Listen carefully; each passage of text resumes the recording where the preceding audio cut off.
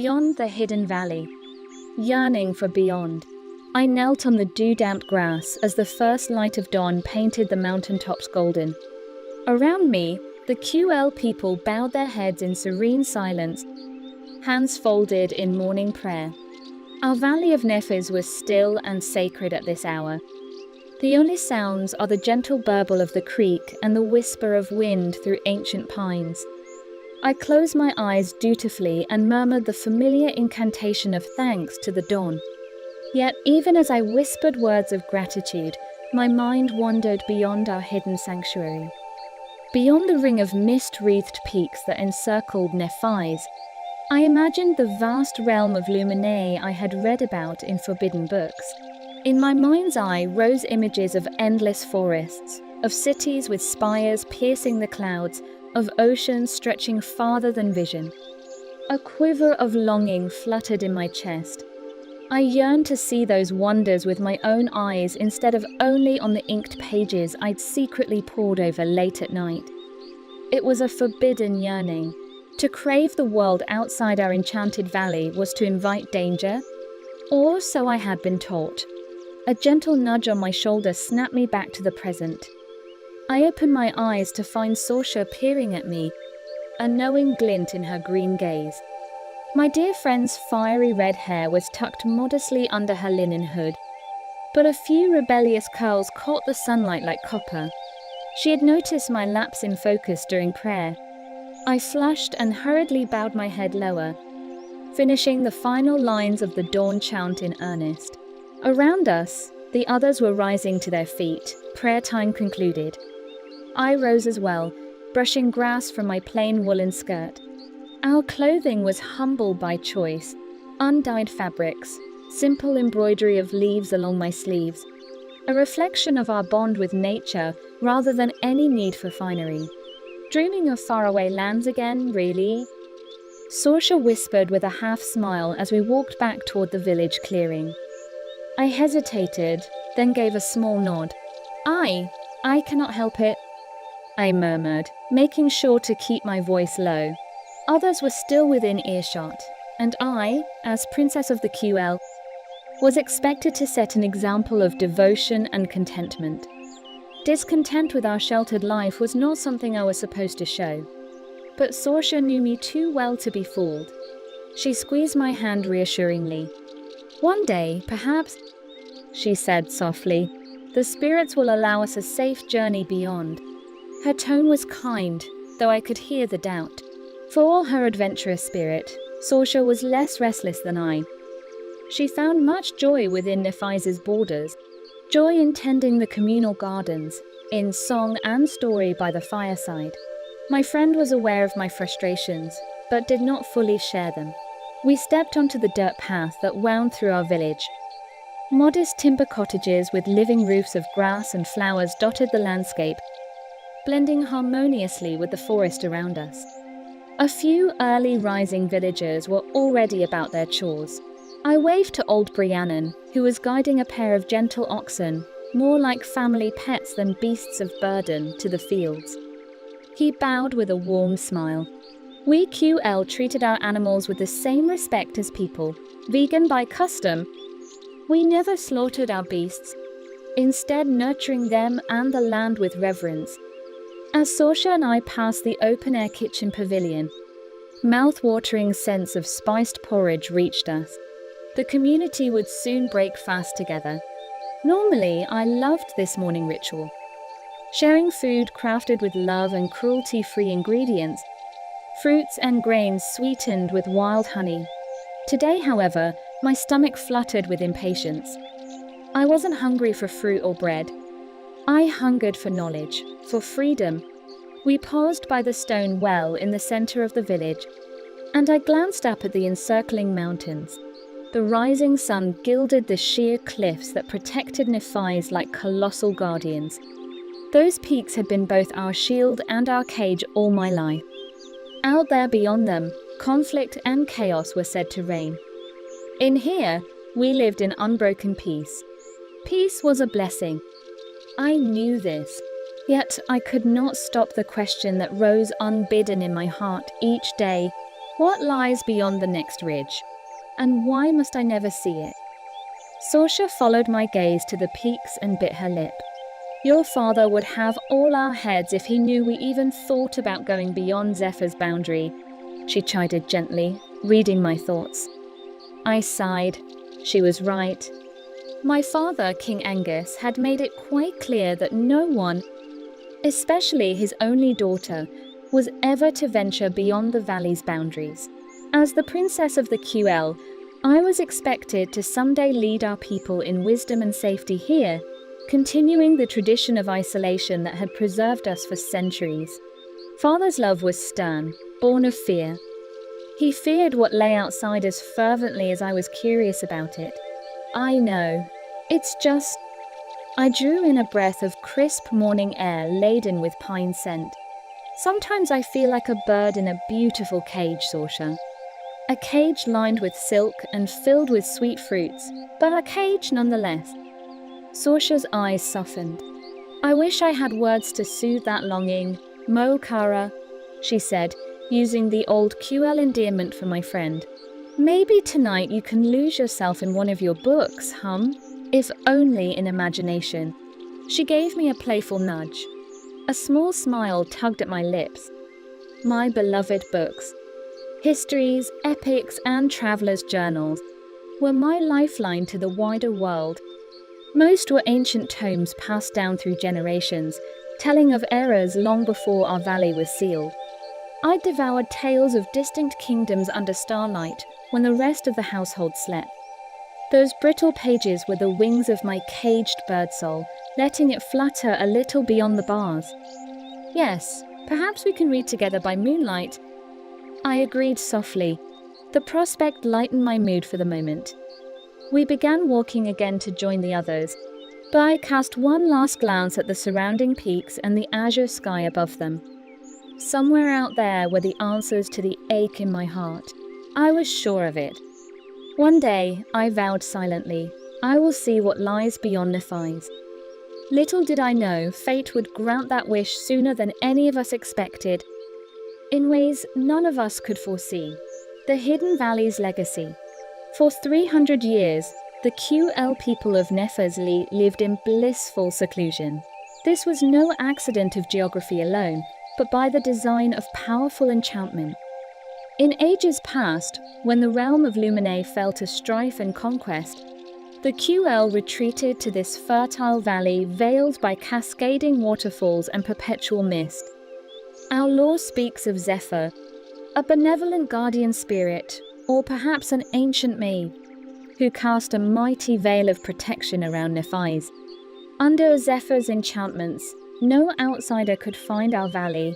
Wandering souls would simply overlook the narrow canyon that led here, or find themselves inexplicably turned back by gentle confusion.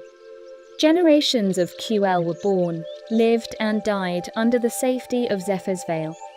While wars raged beyond the mountains, turning kingdoms to ash, we remained untouched. We nurtured our forests, sang our prayers at dawn and dusk, and practiced our subtle earth magics to help crops grow and heal the sick. Peace and secrecy were our way of life. The outside world, with its greed and violence, became but distant thunder beyond our bright horizon. Yet the elders remembered enough history to instill caution in each new generation. They told us of the Arterian, ruthless colonizers who had once swept across continents, subjugating peoples and plundering resources wherever they roamed. They spoke, too, of great mages whose power had been twisted by ambition, the Eldorian sorcerers who sought domination to rival the Arterian Empire. These tales were old, but they served to warn us why the veil must never be broken. We were taught that if the wider world knew of the QL, of our healing magic and communion with nature, we would be seen as prizes to exploit, perhaps even enslaved for our gifts. Our very way of life would be destroyed. And so, Nephilim remained hidden by intent and oath. Our kings and queens, guided by Zephyr's unseen hand, upheld the ancient compact that the QL would stay in this sanctuary, remaining neutral and apart from the tumults of Luminae beyond. In exchange, Zephyr's enchantment would guard us from discovery. It was a pact kept in trust for centuries, and none alive had ever dared test its limits. None, that is, until Princess Ryleig's restless heart began to test them in her dreams. And beyond the mountains, destiny was already stirring. A destiny that would soon force the hidden and the outside world to collide, for better or worse. Tales by Moonlight. That night, silver moonlight bathed the valley. The glow of our twin moons, Ithel and Mona, shimmered on the leaves and turned the river to a ribbon of mercury. I stole away from the hearth after my parents retired to bed, careful not to wake the household. Wrapping a woven shawl around my shoulders, I slipped out into the mild summer night to meet my friends. By an ancient oak on a gentle slope above the village, Sorsha and Lachlan awaited me. Lachlan had lit a tiny witchlight, which bobbed in the air like a tame firefly, casting a soft blue luminance over the mossy clearing. At my approach, he flicked his fingers and let the witchlight dissipate. No need for it with moonlight so bright. "You're Lilith, Your Highness," Lachlan teased quietly, a lopsided grin on his face. I made a face at him for the title. He only ever used it to poke fun. Between us friends, I was just Ryleigh, never princess. Lachlan was a miller's son, steady and stalwart as an oak. He'd been my playmate since toddler years, and now at 19 he had grown broad-shouldered from hauling grain sacks, though his eyes remained boyishly earnest. I had to wait for Mother to stop hovering.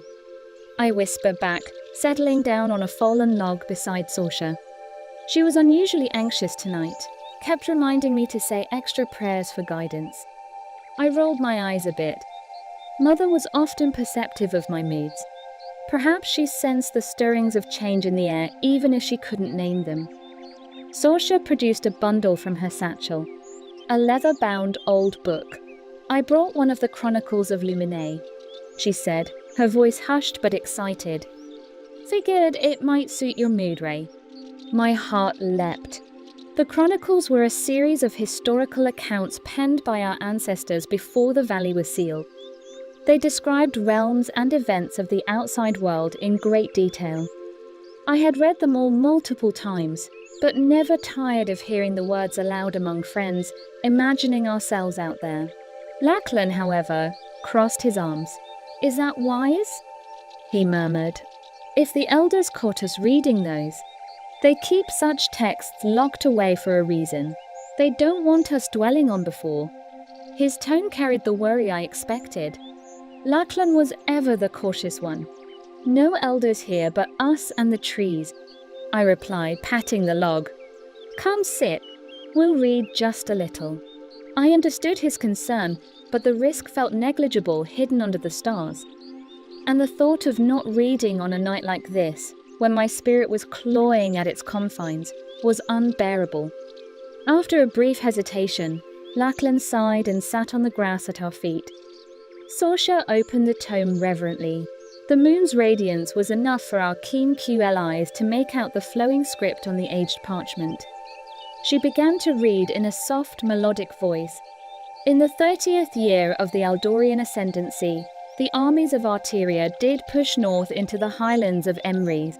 There they met fierce resistance from the mage lords who held the high passes. Blood turned the snow red upon the peaks, and the winds carried the cries of the fallen." As Sorsha read on, I closed my eyes and envisioned it all. Windswept highlands, armoured legions clashing with robed sorcerers flinging fire. The names were familiar in my memory. Arterians and Eldorian mages, locked in their eternal duel for power. They were long ago events, yet somehow hearing of them now made the outside world feel a touch closer, a shade more real. Lachlan's face was pensive in the moonlight. "Why must they always fight?" he muttered when Sorsha paused for breath. "All those lives wasted. It sounds so senseless." "It was senseless," I agreed softly. The Chronicles often frustrated me in that way. The chroniclers recounted wars and conquests as if they were inevitable tides of history. But I always searched between the lines for the people, the lives disrupted. Perhaps if they knew the peace we know, they'd choose differently. I mused. Sorsha gave me a sad smile. Not everyone values harmony as we do, Rayleigh. Outside Nephilim, ambition often drowns out compassion. We're different. Different. She didn't say better, but I heard it in her voice, the pride of the QL in our gentle ways. It was a quiet pride, never boastful, yet it marked us. We did not kill for food. We healed without asking for reward. We thanked the trees when we took wood, and the trees answered by growing strong. Perhaps it was inevitable we would see the outside world as cruel by comparison. Still, I didn't want to believe that cruelty and conquest were the whole story of Lumine. Not everyone out there can be ruthless. I protested. Think of the writers of these books, the explorers, the poets who chronicled beauty as well as war. There must be good people beyond our valley.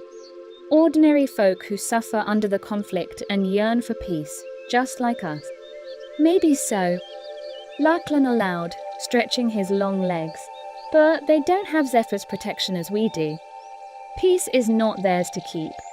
And you know, if any power out there did find a peaceful, magic-gifted people like us, they would swoop in.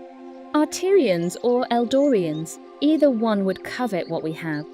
He plucked a blade of grass and rolled it between his fingers, jaw tight. He'd heard the same warnings I had all our lives: to be discovered is to be conquered. Lachlan's own great-grandmother had fled Arterian slavers as a girl and found refuge in Nephilim, one of the last outsiders to join our tribe before the valley was sealed. Her stories had undoubtedly fueled his caution.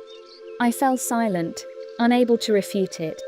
My desire to see the world wrestled with the ingrained fear of leading danger to our doorstep.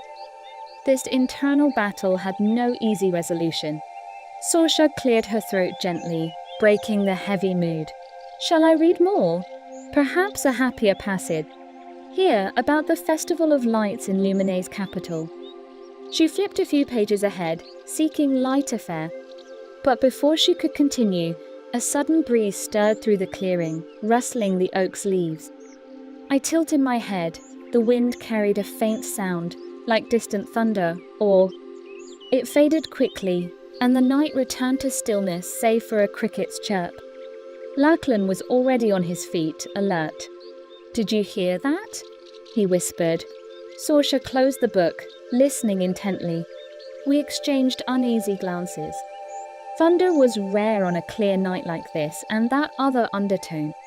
Were those shouts on the wind? Impossible. No outsiders could be near. Probably just the mountain echo playing tricks, I said, trying to sound confident. Yet a prickle of unease crawled up my spine. Something felt off in the night air, some subtle charge of energy that hadn't been there moments before. Sorsha must have sensed it too. She looked at me with widening eyes. "Perhaps we should have run straight home then," reported the anomaly to the elders and Zephyr. But curiosity tugged at me even through my wariness. If there was some strange sound, maybe an animal or a rock slide, I wanted to see.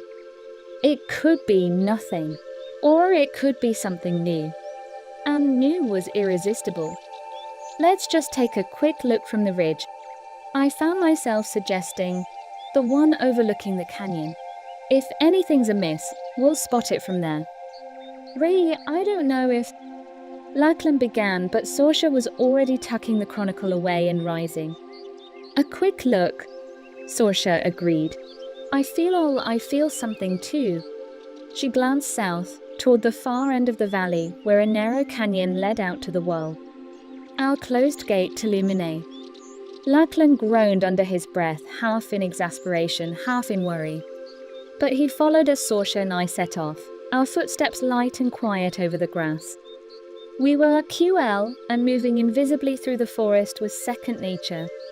3 shadows slipping between trunks, we ascended a gentle slope toward a rocky outcrop that gave a small view beyond the tree line. My heart thudded faster with each step. I could taste electricity in the air now. A faint tang on my tongue, raising the hairs on my arms. The very ether of magic felt perturbed. I had only felt something like this once before, when Zephyr performed a grand healing ritual during a plague outbreak. It felt as if unseen threads in the air were being plucked. We reached the ridge and looked down toward the canyon pass that marked the valley's southmost point. Moonlight pooled in the vale, and all seemed as it should. Towering stone walls draped in vines, guarding our only entrance. The canyon floor was empty.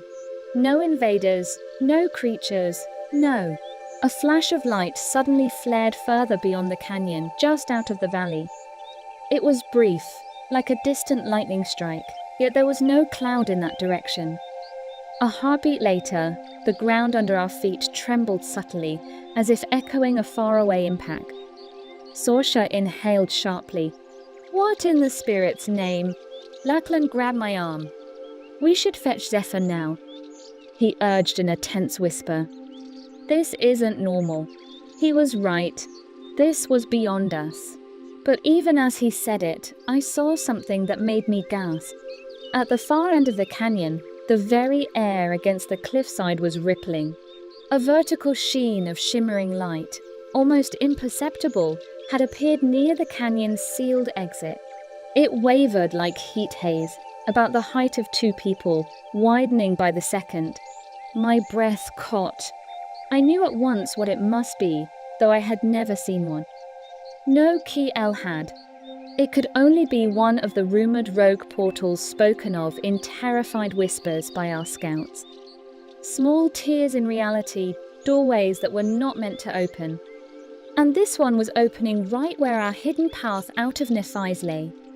The protective enchantments were supposed to prevent any path from revealing itself. But this was something different, something not accounted for by Zephyr's original spell. A raw magic tear that disobeyed all boundaries. "We really must fetch Zephyr," Lachlan repeated, more urgent now. He tugged Sorsha's sleeve as well.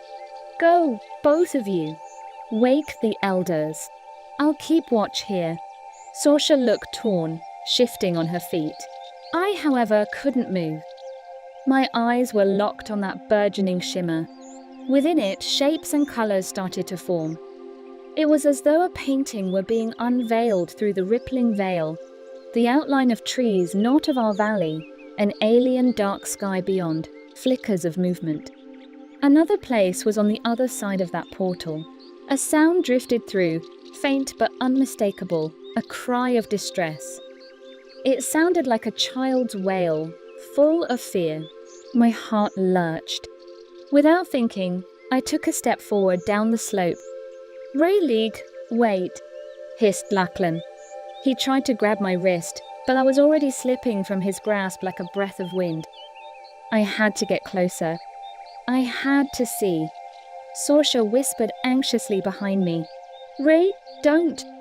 It's too dangerous." But I heard the whimper again, and a chorus of panicked shouts beyond it.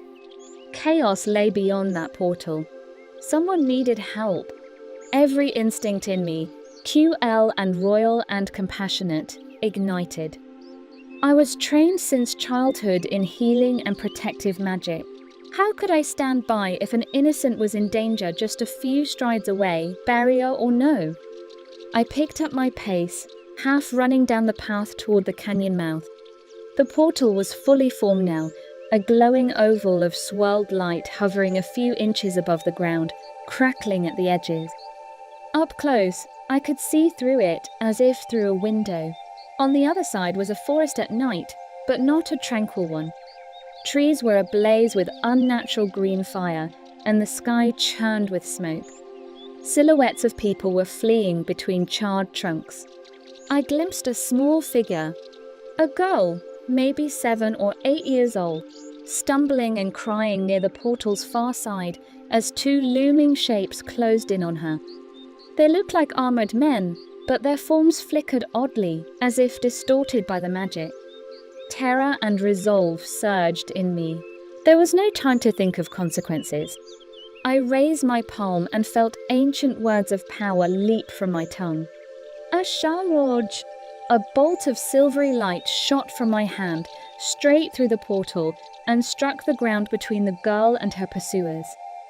It wasn't an attack, rather a burst of pure light meant to startle and blind. I heard the men shout in surprise. They halted, arms raised to shield their eyes from the sudden brilliance. The little girl tripped as she scrambled away, falling to her knees right at the threshold of the portal. She looked up, and through the veil our eyes met. Hers wide and wet with tears, mine brimming with urgent encouragement. "Come through."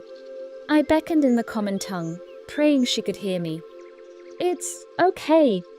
Behind me, Sorsha had caught up, panting, and stood at my shoulder, Lachlan a few steps behind her. Sorsha was trembling, but she nodded toward the child. She understood. I had to save this girl. With a sob, the girl crawled forward and tumbled through the shimmering doorway. Sorsha lunged and caught her in a gentle embrace, pulling the terrified child into our side of the world. I felt a fleeting relief, one life saved. But it was fleeting indeed, for one of the armored figures, recovering from the flash, now noticed the portal itself and the two strange young women standing beyond it. He shouted something to his companion. I couldn't hear the words clearly, but I caught the tone. Astonishment, triumph. Without hesitation, he started to step through after the girl. For an instant, half his body crossed into our valley. A hulking man in burnt leather armor, face streaked with soot and malice. Sorsha screamed. Lachlan, arriving at last, instinctively thrust out both hands and uttered a sharp, guttural phrase I'd never heard from him. A blast of force like a sudden gust of hurricane wind erupted and struck the intruder full on. The man was flung back entirely through the portal, hitting a tree trunk on the far side with a sickening thud. He crumpled, unconscious or worse. "Lachlan!" I exclaimed, astonished by that display. He had always been adept with weather charms to winnow grain, but that force was beyond anything I knew he could do. Adrenaline courses strange magic through even gentle folk, it seems. The second pursuer did not try to cross. I saw him clearly now on the other side, a gaunt figure with glowing symbols circling his wrist, an Aldorian mage perhaps, by his garb. His eyes locked with mine across the dimensional threshold. In them I saw not anger, but stark fear, flames from the burning forest reflected in those dark irises as he raised a hand not to attack us, but to trace a pattern in the air. Perhaps he meant to seal the rift or cast some curse. I would never find out.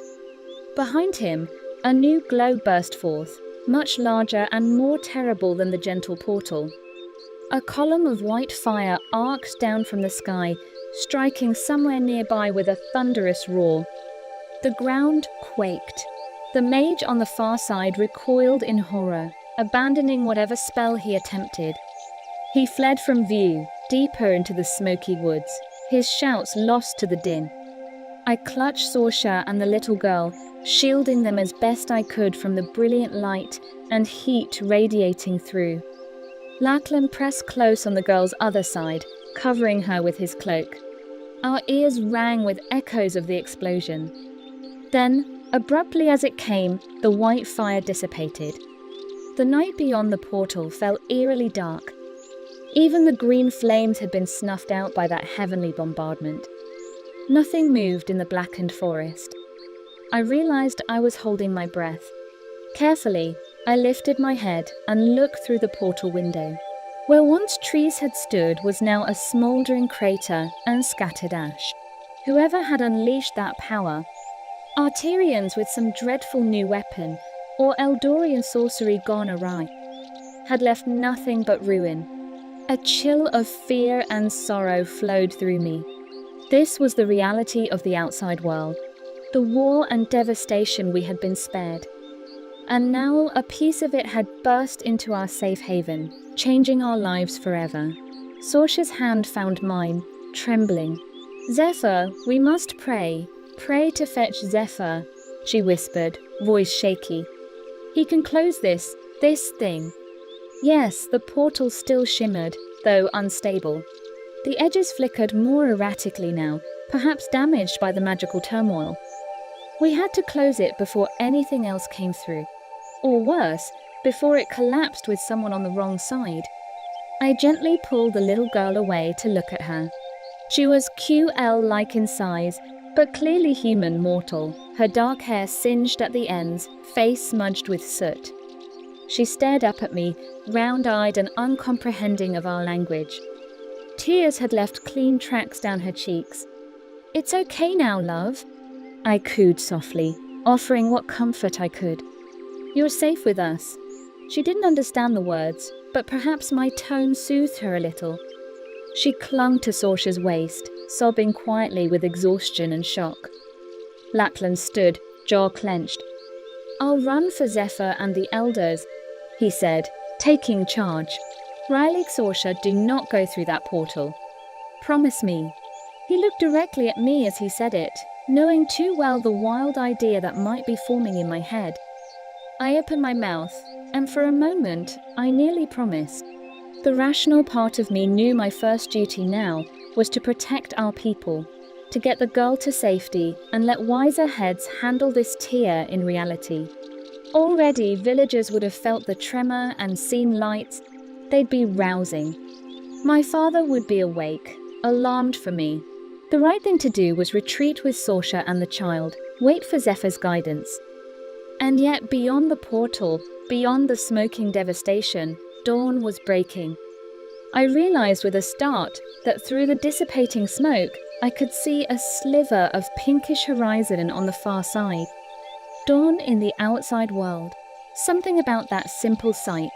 Dawn in another land. Transfixed me. My whole life, dawn had only ever broken over the familiar peaks of Nephilim. Now I stood on the threshold of a new sky, a new land at my feet. This was the moment I had yearned for, granted by fate in all its danger and glory. If I turned back now, I might never have another chance. Zephyr would seal the valley tighter than ever after this scare. My father would double the guard.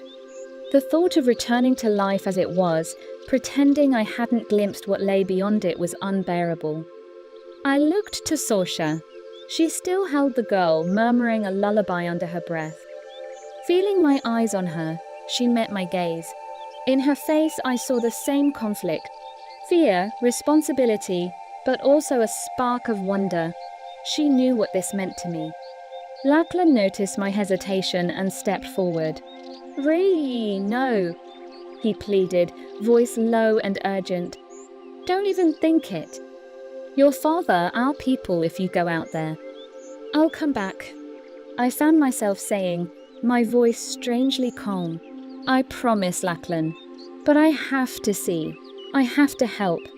There could be others out there in need, and maybe I can find out what caused this." I gestured to the portal and the carnage beyond. "You've helped this one," he argued, nodding at the now half-conscious girl. "Let that be enough. It's too dangerous out there for us." Behind him, down in the valley, I saw lantern lights bobbing. Villagers approaching, alarmed by the light and noise. Time was almost up.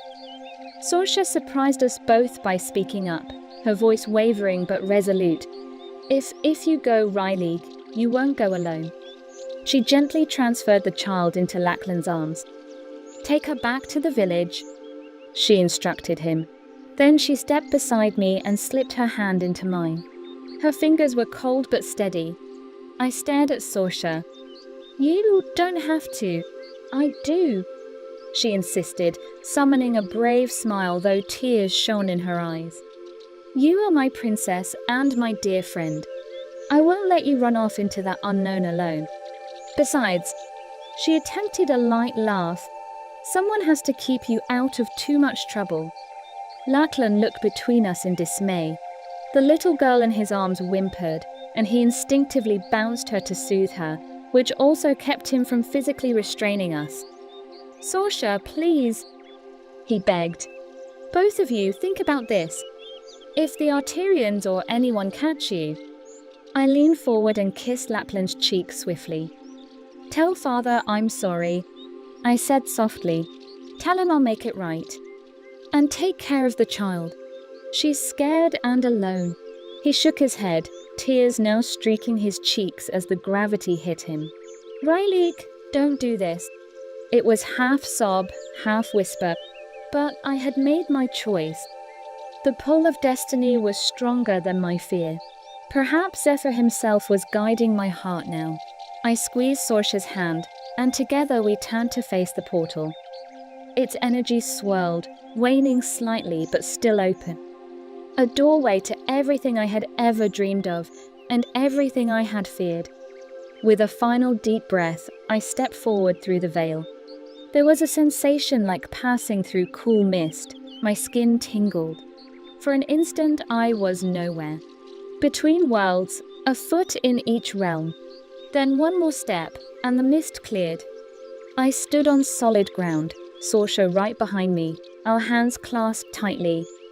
We were outside. The air smelled sharply of soot and ozone. Around us lay the scorched clearing where that terrible blast had struck. Black ash rained softly like snow. My eyes stung from the acrid smoke that lingered. In the distance, I heard faint echoes of battle. Clashing metal, distant cries. Perhaps the war moving further away from this spot. Dawn's light grew steadily, revealing a scene both tragic and awe-inspiring. This forest had been beautiful once, tall oaks and ferny undergrowth, much like our own woods. Now it was marred by craters and smouldering embers. Yet beyond the destruction, rolling hills and far-off mountains beckoned, painted in early sunlight. The world was so open. The sky arched so vast above, unbounded by encircling peaks. Sorsha coughed, pulling her shawl over her nose against the smoke. I realized I still held her other hand in a death grip and forced myself to release it, though neither of us strayed far from each other's side. It's so big," Sorsha whispered, voice muffled by the cloth. I wasn't sure if she meant the devastation or the world itself. Likely both. I knelt and touched the charred earth, still warm. My fingers came away blackened. This is what war does, I thought. Even without seeing a battle, its aftermath spoke volumes. Lives had been extinguished here. I could feel the echoes of pain and fear lingering like ghosts. Tears pricked my eyes, both from sorrow and the harsh air. At that moment, I silently renewed my promise.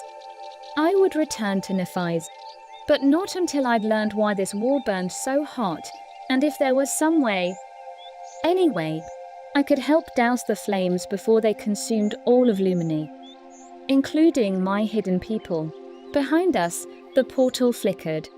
I looked back and through it saw Lachlan's figure retreating, carrying the girl toward the approaching lantern lights of our people. Our eyes met one last time. He lifted a hand in farewell, or perhaps in a futile last appeal for us to come back. I smiled sadly and nodded to him in gratitude and goodbye. Then the portal began to shrink, the magic sustaining it clearly unstable after the blast. Sorsha noticed it too. "Ree, look!" she gasped. The shimmering oval narrowed, edges pulling inward like a closing eye. This was expected. Rogue portals never lasted long, from what little we knew.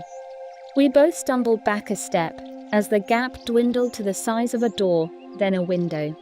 Through that small window, I caught a last glimpse of my beloved valley, a cluster of figures arriving at the canyon. Tiny, distant. I thought I saw the glint of Zephyr's silver hair among them.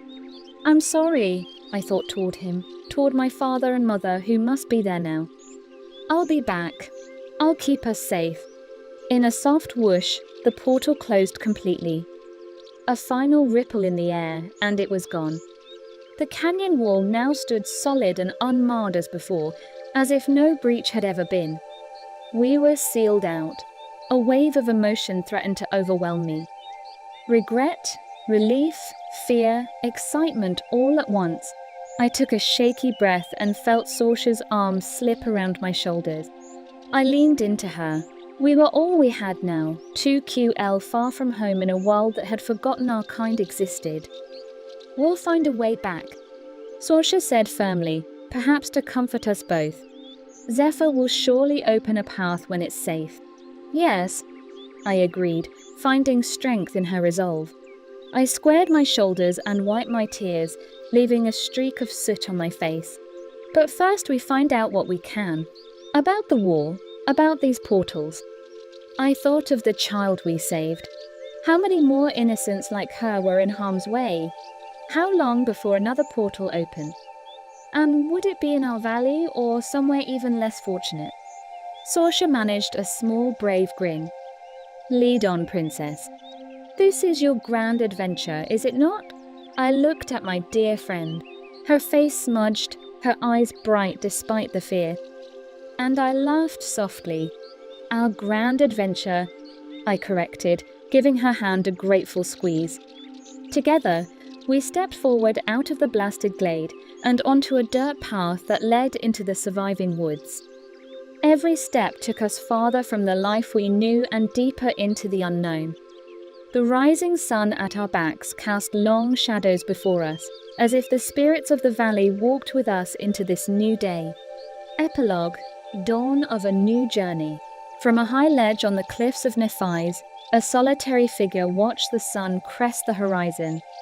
Zephyr's age-lined face was sorrowful yet proud, as he gazed at the now quiet canyon far below, where the last trace of the rogue portal had vanished. He felt the fabric of his enchantment reweaving itself, closing the rent. The valley has been sealed again, at least for now. The old guardian closed his eyes and sent a silent prayer on the morning breeze. A prayer for the two brave souls who had crossed into the world. Perhaps he had sheltered the QL too well, he mused. Perhaps this was fate's way of correcting the balance. The time of absolute hiding was over. A new dawn had come, and with it, the QL princess would carve her own legend beyond the valley. Far beyond Zephyr's sight, in the great realm of Luminae, smoke rose from distant battlefields and armies gathered under grim banners. The war that had been raging would now begin to shift, ever so slightly, with the entrance of a young woman whose heart knew only peace and a loyal friend whose courage outshone her fear. In the songs and sagas yet to be written, this moment, Ryleig's first steps beyond the hidden valley, would be remembered as the prologue to great change.